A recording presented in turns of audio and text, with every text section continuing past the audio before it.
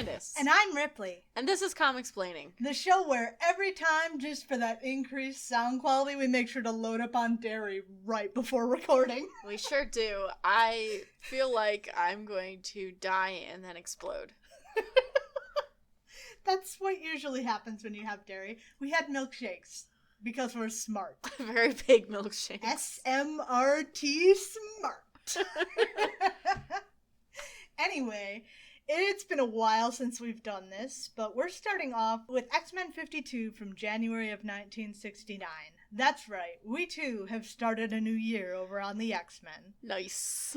This one's written by Arnold Drake, with pencils by Don Heck and Werner Roth, inks by John Tartaglione, and letters by Sam Rosen. We're just not... Oh. It's him. It's him. Okay. It's Eric the Red, baby. Skies out, thighs out, the bondage Viking himself is in the house. I was gonna make a very cool 69 joke, but... Oh, I don't know, I feel like it goes well with the... Yeah. With the hot pants Viking over here. Yeah, I was about to say I like his booty shorts.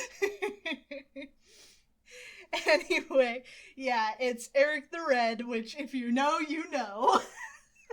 If you don't, check out our video version over on YouTube. Are these supposed to be his pecs up here? 'Cause if they are, I hate to break it to you, but that's too high. Yeah, I think they are. It's bad. That's bad. It's not done right, but like, I do gotta appreciate Marie Severin's horny on mane with this, because the loving outlines of the thigh muscles. Yeah. That's why we need more women in comics. It's equality, goddammit. So if you need a reminder, when we last left the X-Men, they'd ventured off across the country where some kind of signal was drawing latent mutants towards it, to join Magneto and a new character, Mesmero, so they can take over the world. Over the course of this, they ran into one of these enhanced mutants, a Ms. Lorna Dane. When the X-Men went to investigate this deal with Mesmero, he and his cronies instead seized Lorna, as she was important to the whole scheme. It was then revealed that she was the daughter of Magneto, but when the Big M showed himself, the X-Men were forced to retreat. We left last issue on the incursion of a new baddie on Mesmero's designs, one Eric the Red. And on that, we open the issue. Eric the Red fighting his way through Mesmero and his mooks. He seems to be doing pretty well, though in response to Mesmero's proclamation that he must be destroyed, he reacts rather puzzlingly with, "Perhaps, boastful one, you have never read the most practical recipe for roast chicken, which begins first, catch a chicken." I'm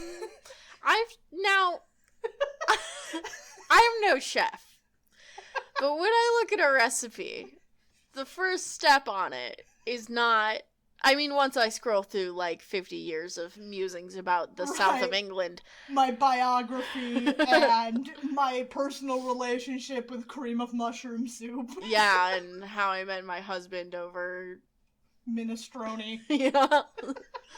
But once I get to the actual recipe, I have never seen on the first step to go out and hand catch and then slaughter and prepare your own meat.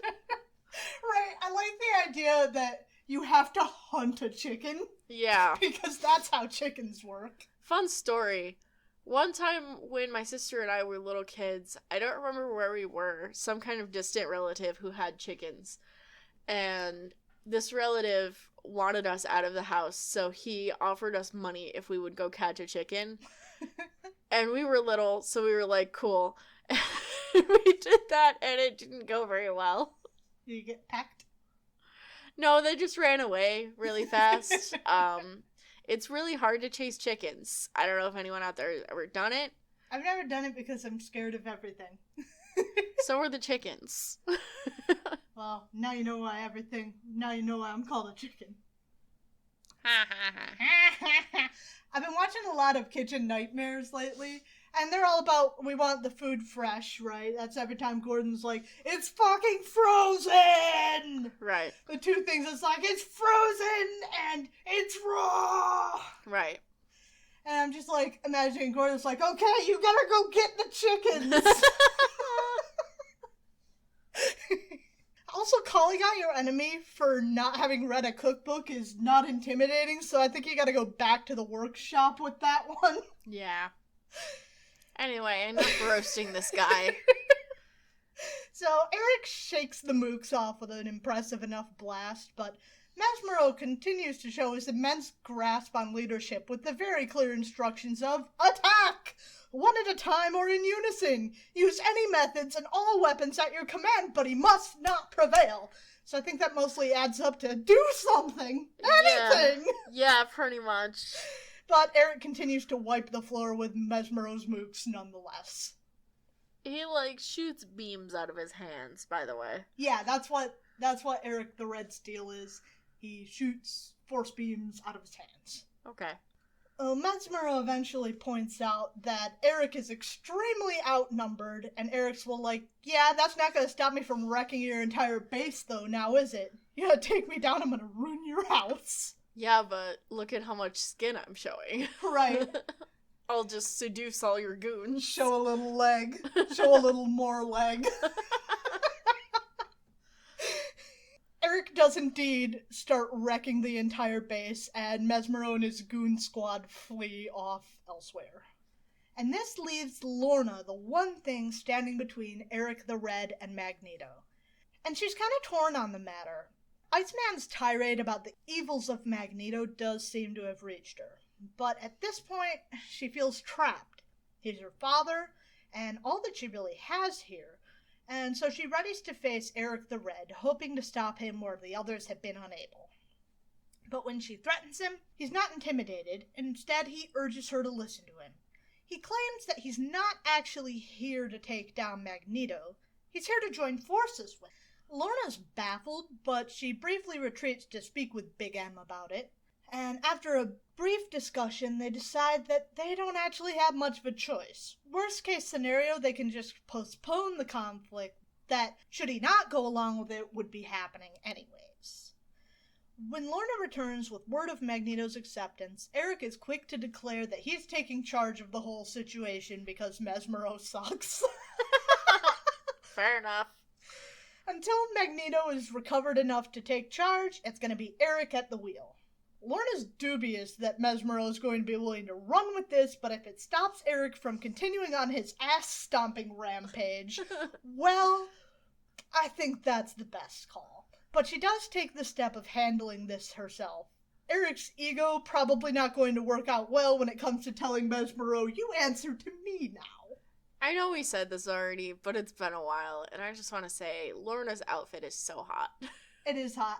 I like when you see it from the back because it's a halter top. It's just backless. That's pretty hot. Mm-hmm. The cape is coming off of her shoulders. Yeah, it's very good.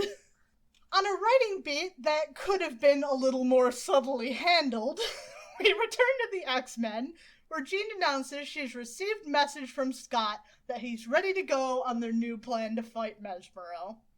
Gee, I wonder why Scott wasn't here in person to handle that. Subtle. You may have spoiled me on the twist here at some point. I know I have spoiled you on the twist here at least one point. Yeah. Well, Jean sends out the mental call to the others that it's go time, and in 3 shakes of a lamb's tail, they're ready to roll. Though Bobby has still been benched for his conflict of interest, so we're down to 3 X-Men. Poor Bobbert. Poor Bobby boy. Back in Mutant City, Mesmero is predictably not taking the news of being bumped down in the pecking order all that well, though he does go along with it so long as Magneto says it's the way things have to be. Eric is quite determined to keep a close eye on Mesmero, and Lorna's like, yeah, whatever, though she does internally note that everyone else here gives off evil vibrations. I love how the colorist just randomly gives up on coloring all of all of Eric's fucking windows. I don't know what else to call it. I mean, to be fair, these are a lot of windows for no reason. I just like this one up here where he's solid red except his mouth. Yeah. The colorist was just like, I'm not dealing with that I've shit. had it with this. But I don't know what the fuck evil vibrations mean. Fucking vibes are rancid. Rancid vibes. But Eric doesn't have bad vibes, so...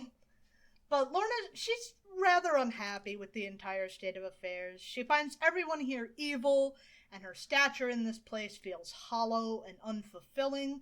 But we didn't come here to comics to give a shit about the internal musings and thought of the characters. No siree! So instead we turn to the X-Men, who have re-infiltrated Mutant City as per Scott's plan. Gee, I wonder where old Scotty could be. Well, he's keeping an eye on Bobby, obviously. That's right. Obviously. Gotta admit, obviously. That was bad. That was really bad. They creep through the door to follow through with the plan when they are caught in the act by Eric the Red. Oh no! Oh wait, Eric the Red is Cyclops. Wow, who could have ever guessed? No! The plan, Operation Twilight, as it were, is to electrify the floor and I guess kill Mesmero and Co. That got dark a little. That's a little dark for the Silver Age.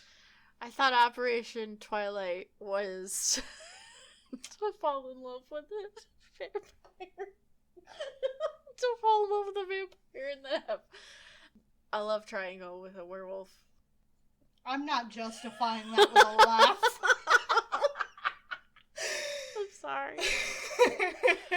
I'm sorry. I'm full of milk. It's all good. I think Cyclops is getting a little too in character here with this plan. The method acting's getting away from him, but... Yeah, they're just gonna kill these guys. They hear the approach of footsteps. Mesmero is coming. Or is he? Because who steps through the door is not Mesmero, but instead Iceman. He doesn't die, but he is blasted out... Oh my god. Blasted out of consciousness. His friends gather around to fret over Bobby when suddenly a loud crack echoes through the room as the power supply explodes. Operation Twilight and this whole infiltration has now been completely thrown to the wind, so it's time to crack some skulls. We're still at 3 X-Men because Beast has to find somewhere safe for Iceman now. Mesmero himself tries attacking the X-Men without psychic defenses. That just grabs Jean's attention so she can let the man know what real psychic power is. And it also has the pleasant side effect of keeping him tied up so the boys can wipe the floor with the rest of the goon squad. From elsewhere in Mutant City, a dour Magneto watches on the screen as the X-Men yet again encroach on his plans. He then orders Lorna off to stop the X-Men, and with her sad resignation, she again readies herself for the task. But before she can drive the X-Men off as ordered, she runs into Bobby, apparently conscious once more. And this time she immediately pegs Bobby as Iceman. And then Iceman tells her her own origin story, revealing that Magneto is not actually her father, despite the claim, that her actual parents died in a plane crash. Parents in planes do not fare well along the X-Folk. How does he know this? He went to her home and talked to her parents that raised her. When? I don't know. I get this weird sense, it's not entirely clear, like, how long has passed since the last issue. I feel like there has to be a time break in there somewhere for that to have happened and for Scott to make his little bondage costume. It feels like there should have been another issue in the middle there. Yeah, we're missing some stuff. It just happened off screen. Okay, thanks. Yep.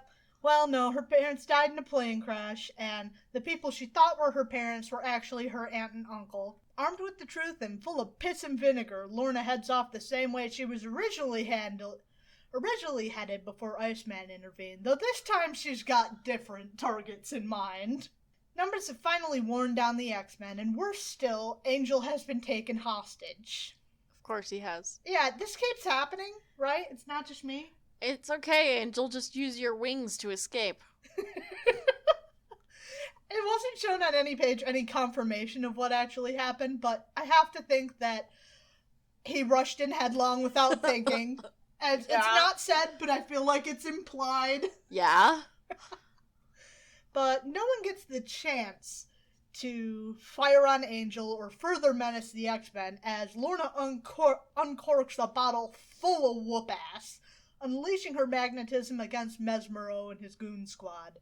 None of them stand a fucking chance. Lorna's an unmitigated badass from the word go.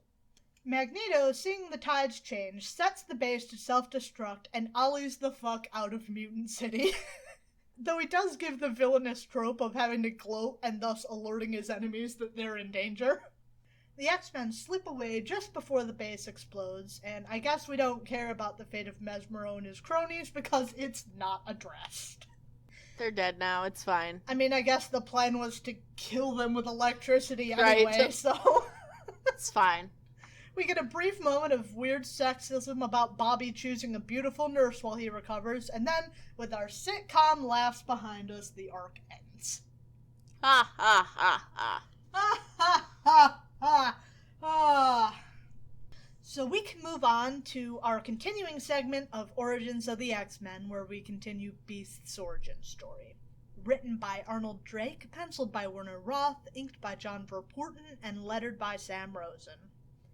As you may recall, we ended our last segment where, after witnessing a young Hank McCoy dispatching several robbers during a televised football game, this guy called El Conquistador decided that Hank would be his golden ticket to conquering mankind. After dodging several of Conky's thugs, the man himself brought Hank down with his electrical sword taser thing, and that's where we begin this segment. Sword, trident, taser. His outfit is just bad. It's kind of all over the place. It really is. The blue cape, the green. Well, green and yellow work, but Of course green and yellow work, but Yeah. like the shapes and the designs are so fucking weird. I like the fingerless gloves. Yeah, the fingerless scale mail gloves.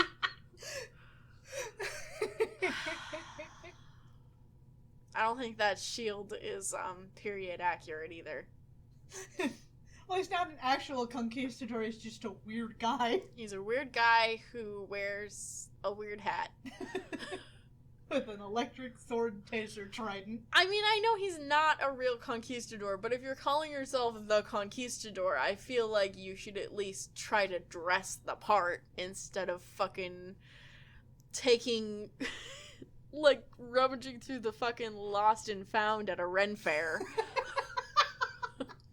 What if your name was El Conquistador and you just didn't dress up at all? You just show up with jeans and maybe a trench coat? I'd appreciate that a lot more, to be honest. I think it'd be pretty good. Anyway, after Hank dodged several of Conky's thugs, the man himself brought Hank down with his electrical sword taser thing, and that's where we begin this segment as Hank is rendered unconscious by the shock. The goons carry the unconscious teenager along to their hideout, an abandoned power plant. You know how we just abandon power plants? Yeah, that happens. Yeah. He then begins to explain his evil plan, though for the first part of it, Hank is actually unconscious, so I'm not entirely sure how much of it the kid got. So El Conquistador seeks to gain some kind of miniature power plant that the government has designed. Hank, of course, refuses, which is when El Conquistador reveals that he's got Hank's parents held hostage. Back at the X Mansion, after the discovery of the apparent abduction of Mr. and Mrs. McCoy, Charles Xavier takes Cerebro on its first spin around the block. So we just completely skipped over Angel, huh? Yeah, well, we're gonna double back for him, but I don't know why we skipped him. It's weird, because, like, they had a teaser that was like, next time, the Angel, and then it wasn't that, but then he's here, though. Yeah. It's just baffling. It's very strange that they skipped over him, like, Yeah. they couldn't think of anything to do for him. Right? Meanwhile, we Meanwhile, just have Hank fight a fucking conquistador. Hank, who already had his backstory explained, adds a new character. God. Okay, continue. This is the first time he's used Cerebro, so he takes it on that first spin, searching for Hank, who he does eventually manage to locate. But back over at the abandoned power plant, El Conquistador sets Hank loose on that government laboratory where the miniature nuclear reactor could be located. It's nuclear now. Nuclear. Keep that in mind. With the greatest of ease, he jumps the fence, scales the wall, and gains access to the reactor chamber. It just looks like an urn with some spatulas attached. It kind of does. It also has legs. Does it? Or is Yeah. that just what's holding it? No, it has legs. Okay. So it's like, a turret from Portal. With, Yeah. with spatulas Yeah, attached. pretty much. Yeah, pretty much. However, most teenagers aren't given cat burglars, and so he breaks the beam of the electronic eye, and the alarms and klaxons start sounding throughout the complex, and then soldiers rush the chamber. But despite the best efforts of the military, Hank manages to escape, reactor in hand. You have guns. They're not good enough with them. This teenager is just good at jumping. And you have guns. But he jumped too good. He jumped out of the way of where we were aiming the bullets. Okay.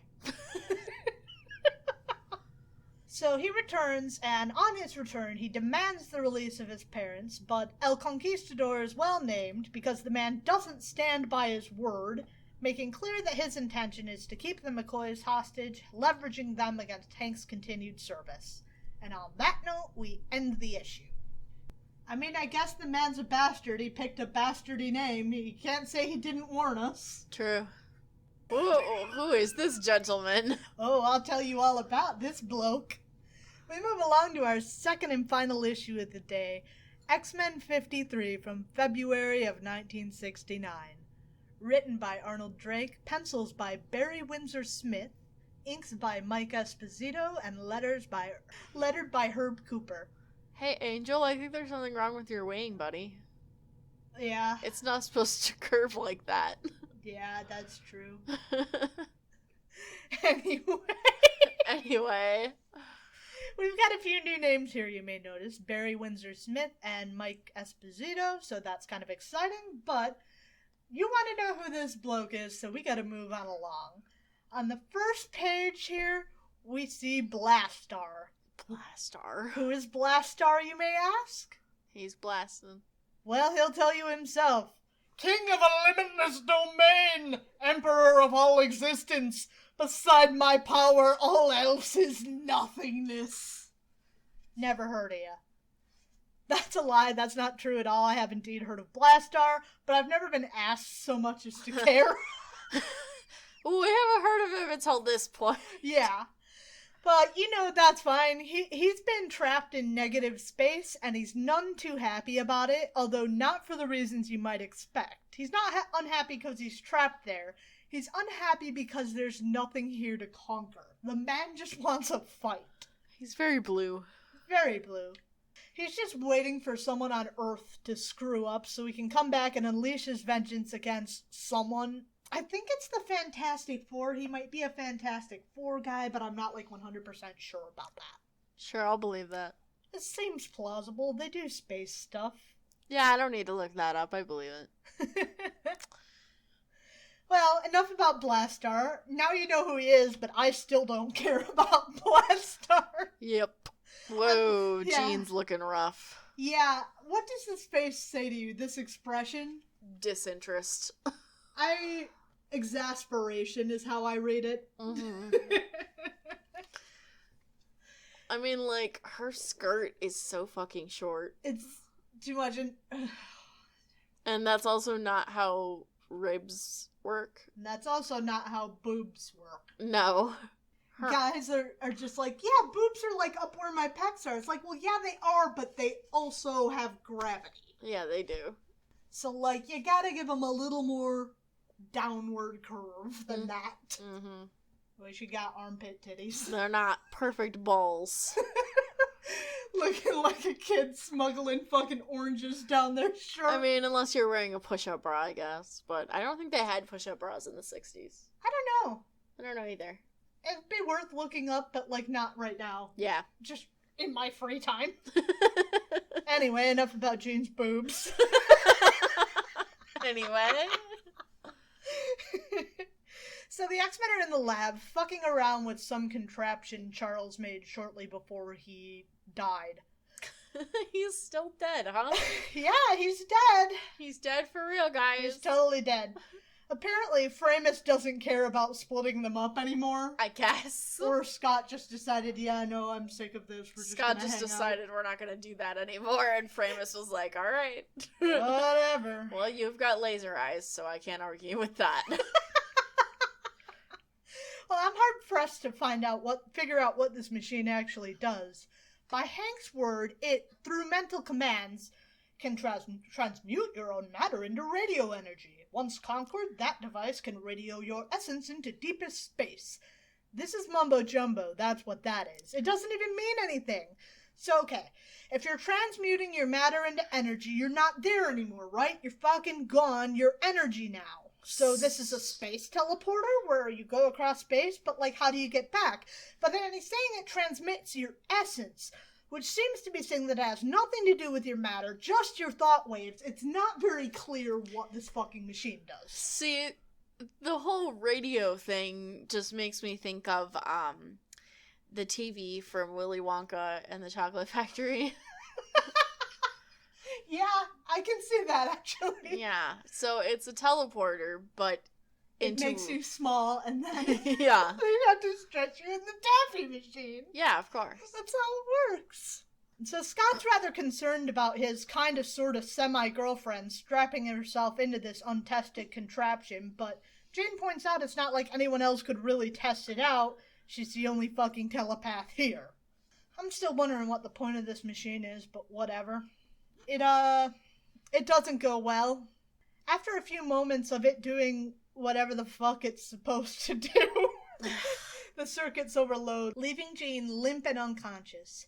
Hank and Scott ready to check her out and make sure she's alright, but luckily she shortly begins to regain consciousness. Still, no one has turned off the machine. And it just hums along to itself, doing something or other, without the guiding mind of Jean Grey to steer it. This episode and last episode is just, like, entirely fueled by people leaving machines on. Yeah. Ooh, the perspective on Blastaar here is not good. Yeah, I gotta love the up the taint angle. I mean, that's not good, and also it's just not rendered very well. Yeah. Because he doesn't have a butt. His feet look humongous. He doesn't have a butt. He has huge feet. And no neck. Yeah. It's fine. Hey, good looking. Well, so anyway, the machine is still on, and it is doing fucking something.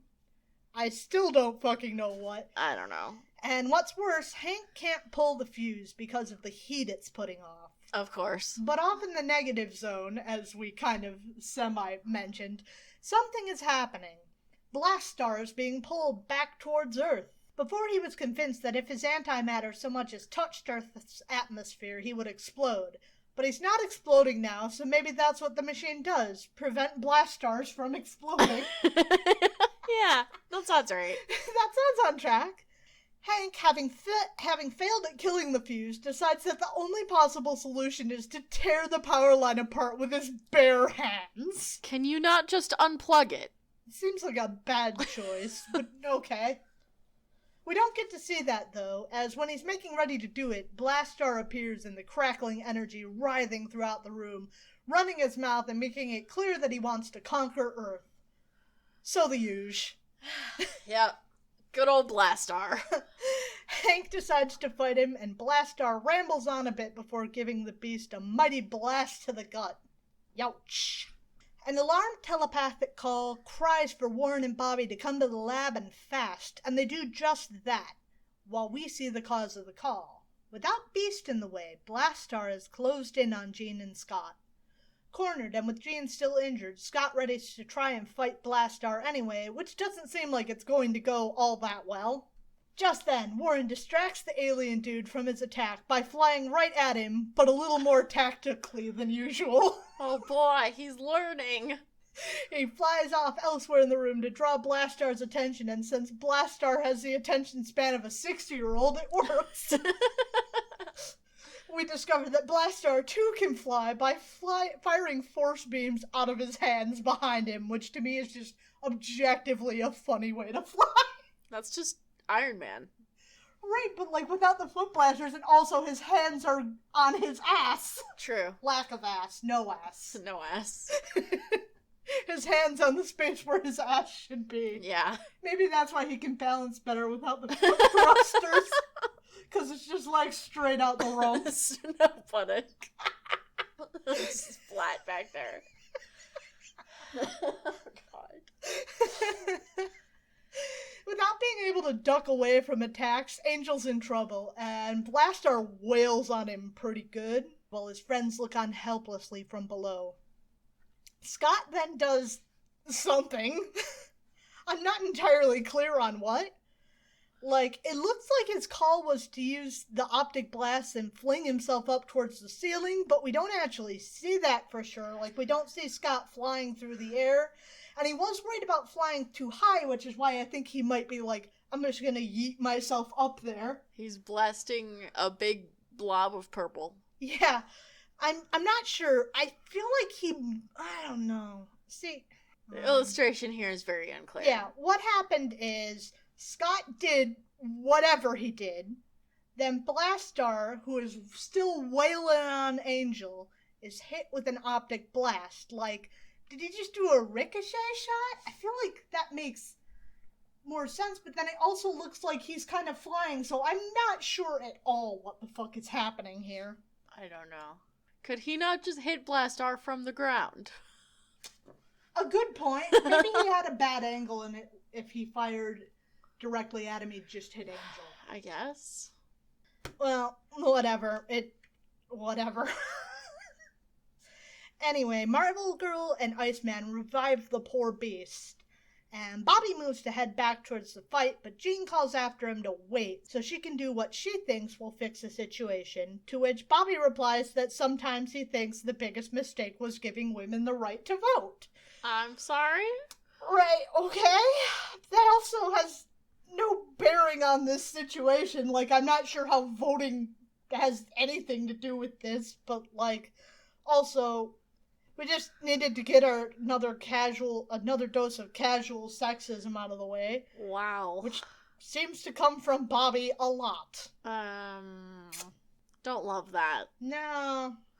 Jean then has Bobby make 3 ice mannequins and uses her telekinesis to animate them to fight Blastaar, which is... They can do that? Yeah, it's actually pretty fucking cool. That is cool. I mean, it's just nice. She could just move it around, right? She can move anything around. Sure.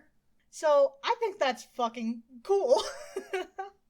But, eventually Blastaar does manage to get rid of all 3 of them. Having melted the last ice mannequin, something else mostly incomprehensible happens. I'm not entirely sure if Blastaar dies or just goes back to where he was. What is clear is that he's not a problem anymore. The reason being, and I'm just going to have to read this verbatim as it's mostly unintelligible, it was the wild energy from Professor Xavier's machine that freed him, and the water from the melted ice mannequin formed a power link between Blastaar and that electricity. They really do seem to be making like he's dead, as in response to Jean's grief for having seemingly killed someone, Scott's like, not exactly, honey. Blastaar's basic energy was evil, pure unadulterated hate, and wherever men live with hate in their hearts, Blastaar lives there too. Blastaar lives in you. Oh. Scott, that is immensely uncomforting. Don't worry about it, honey. He was just full of hate, and everyone else is just as bad as him. Yeah. Like, Blastaar is the devil on your shoulder, I guess. Blastaar is when I don't take the boxes from moving out. Mm-hmm. Blastaar is the hate inherent in me. Blastaar is the hate inherent in all of us. Blastaar is you when you're driving. Blastaar is original sin.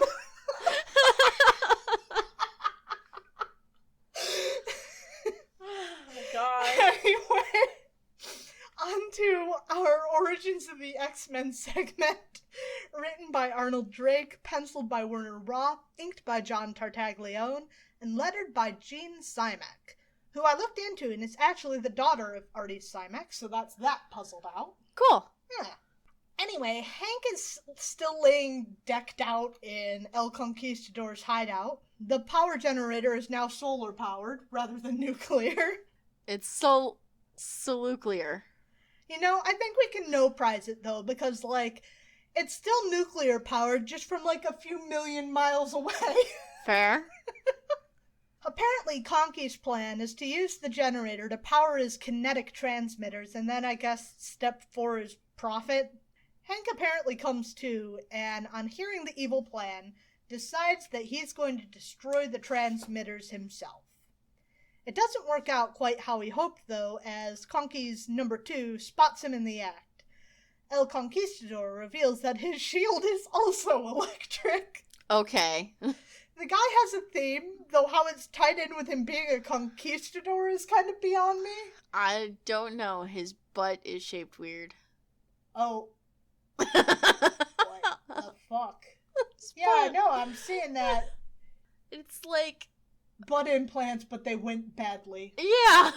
You got butt implants, but then they flipped around. Oh, no. I don't actually know if that's how butt implants work. It's flat, but it's protruding. Yeah. Butts don't work like that. Maybe you just dropped a fucking dookie. Maybe he had...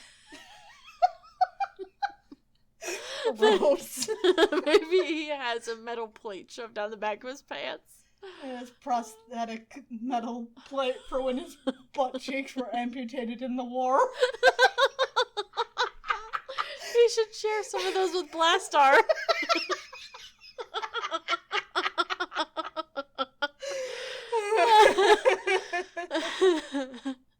There's just a lot of really weird butts this issue.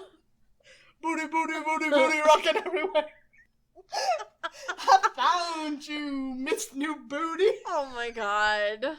Get it together and bring it back to me.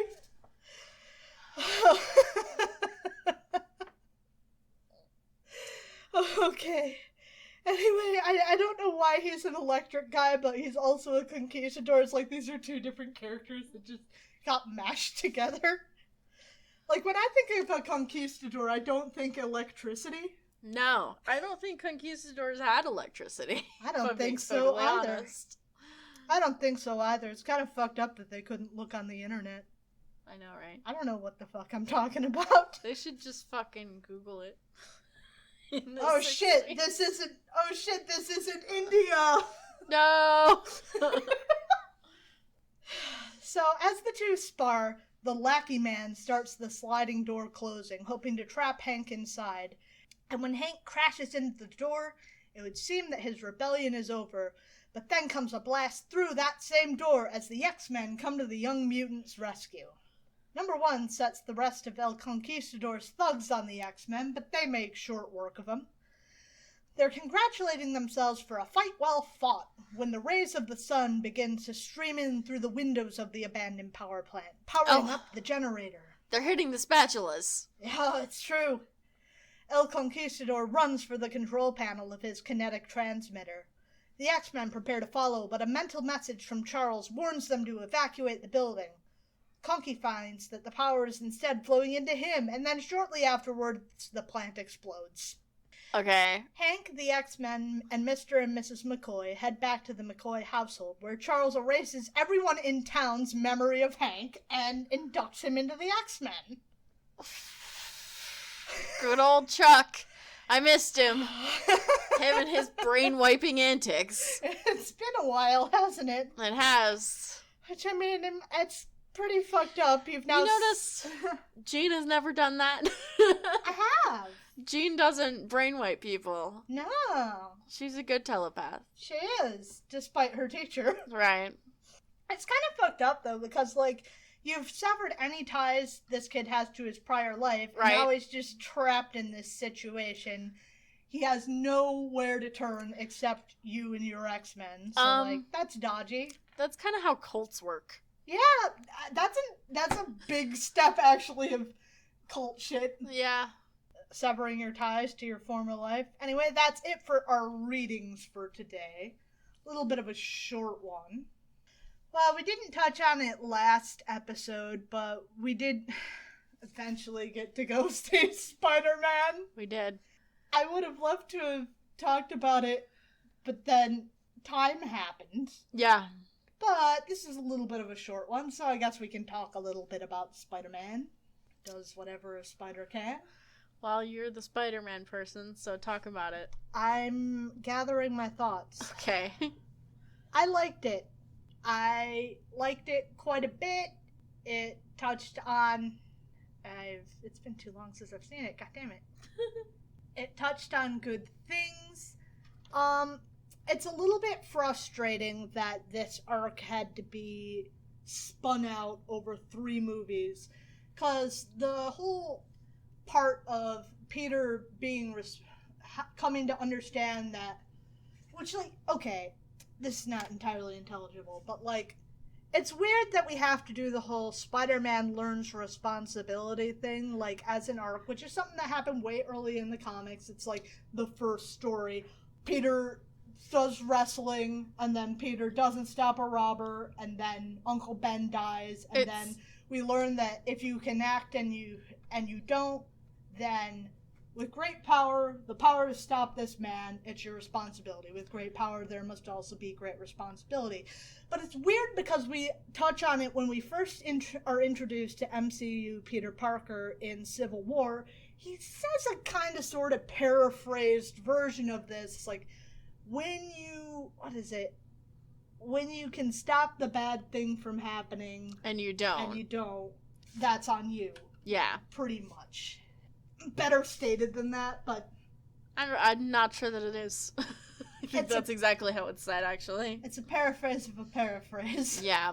But it's just weird that they didn't get to this until the end of the 3rd movie. Right. We touched on this already, and now we have... So I just figured the Uncle Ben story was implied. Right. But apparently that is just not true, and which does make some sense with how ridiculous and irresponsible he was over the movies, but that's been a beef of mine with the Spider-Man movies, the MCU Spider-Man movies, going straight forward. And, like, I can see the value of spreading it out a little more to an extent, because it goes well with the theme of Spider-Man growing into a man, a coming-of-age story, but it doesn't resonate true to the comic character. I'm not really sure that was the intent from the beginning, or... I mean, it might have been, but also it kind of does feel like they did the first 2 movies genuinely, and then the last one was like, oh shit, people don't like this. That could be the case. It could be that they knew what they were doing, but they wanted to have a wacky, fun teen comedy. Yeah. And so they just ignored it and decided to circle back around to it anyway. Willem Dafoe was tremendous. Oh my god, all of the old fucking villains from the other movies were so incredible. Yeah, man.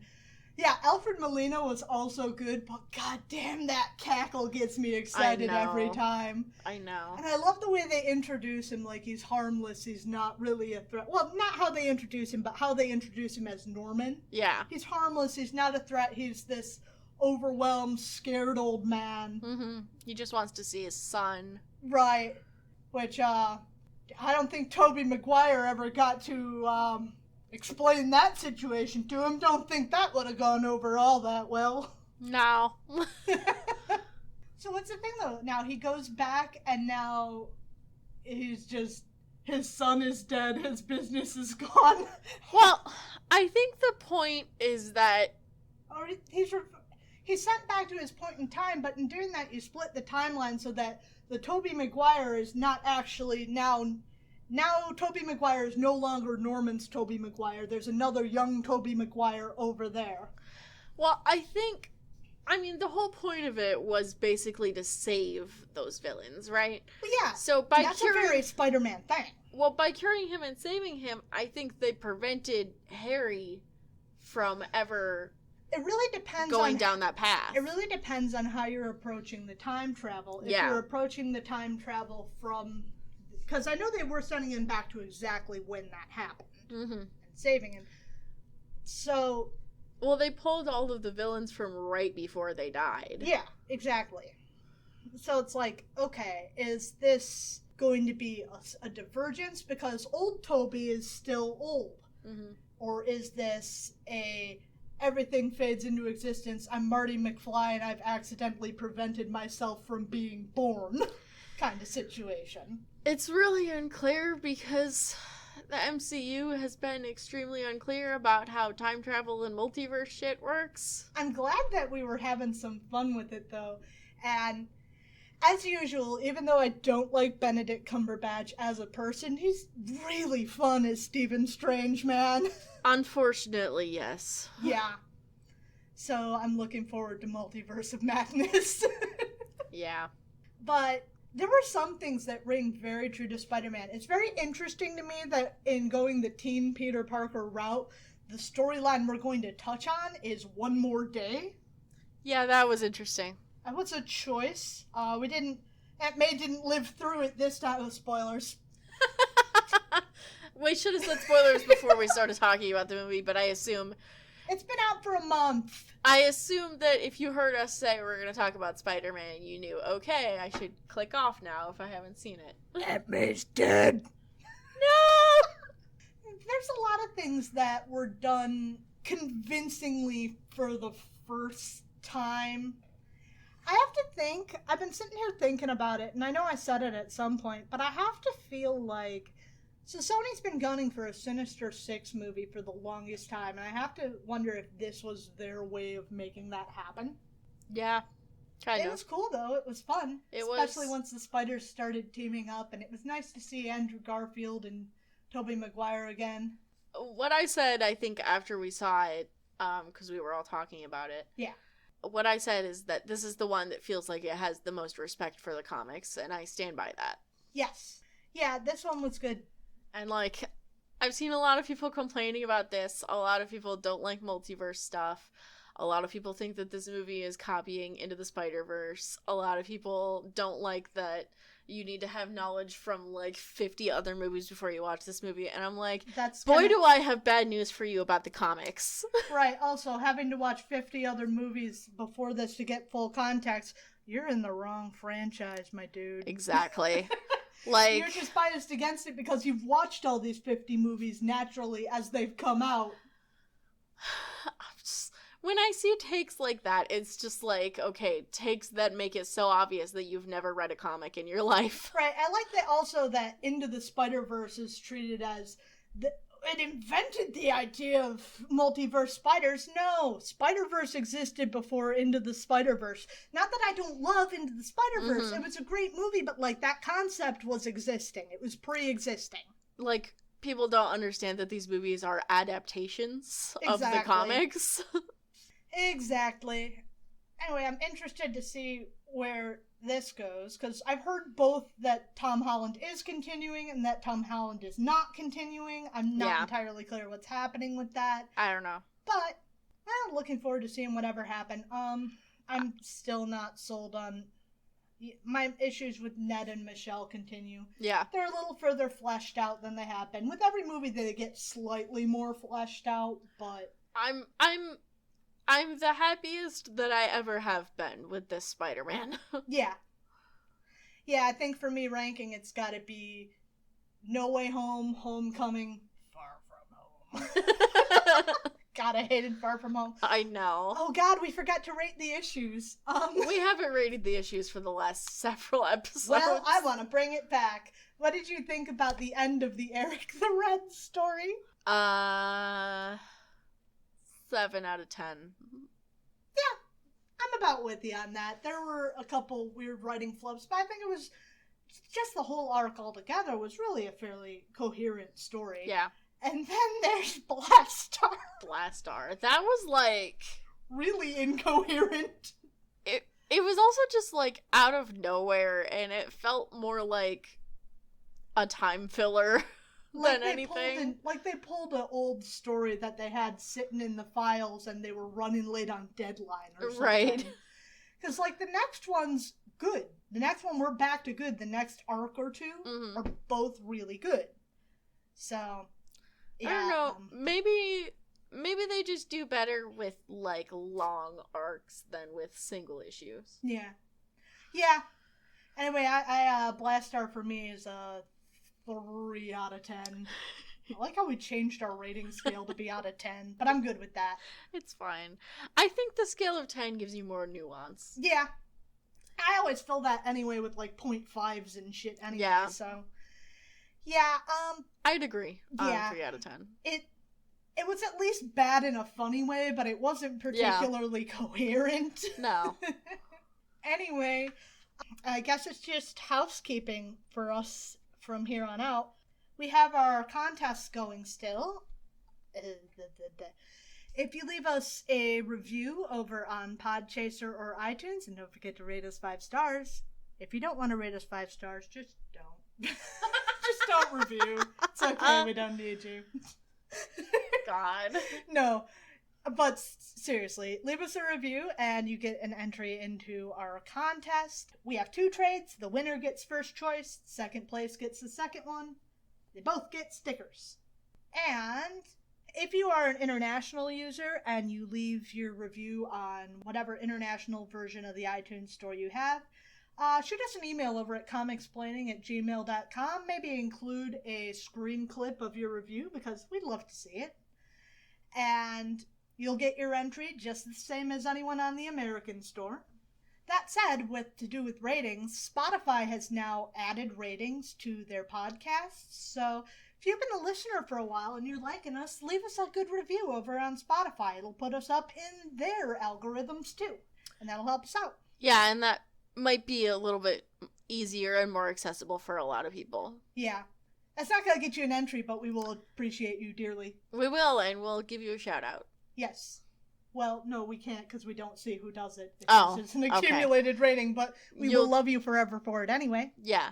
You'll just be in our hopes and dreams and prayers.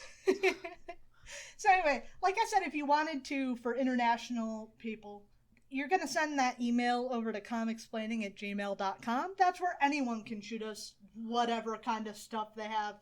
Hell, you just want to tell us about the new comic book store you're going to or whatever. Fuck yeah, we'll listen to that. We might even read it on the show. We will probably read it on the show. We love reading feedback.